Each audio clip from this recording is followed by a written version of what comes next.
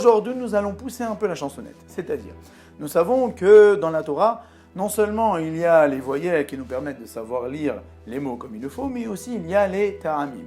Ce sont les petits signes distinctifs qui nous permettent de savoir quelle intonation faire sur chaque mot. Comme nous voyons chaque bar mitzvah qui se prépare un an auparavant à la Kriyat Torah, à la lecture de la Torah pour sa paracha, qui doit bien connaître aussi bien les voyelles, mais aussi les ta'amim.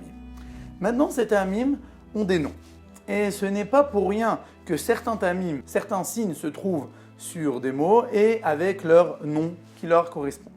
Je m'explique. La Gemara, dans Tzadik Vav Amud Aleph, nous dit que le Korban Pessah, à l'époque de la sortie d'Égypte, devait être pris 4 jours auparavant.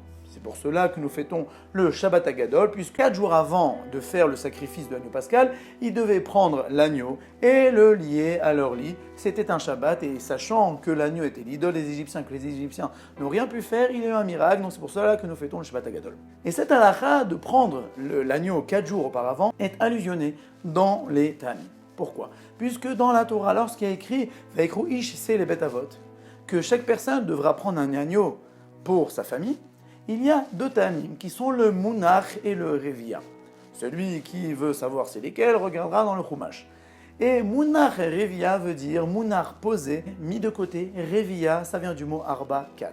C'est-à-dire que sur la phrase où il y a écrit qu'il faut prendre l'agneau pascal, il y est écrit la halakha que nous devions le mettre de côté 4 jours auparavant, pour nous enseigner qu'aucune chose est laissée au hasard. Même sur les ta'amim, sur le nom des ta'amim, nous pouvons apprendre énormément de choses.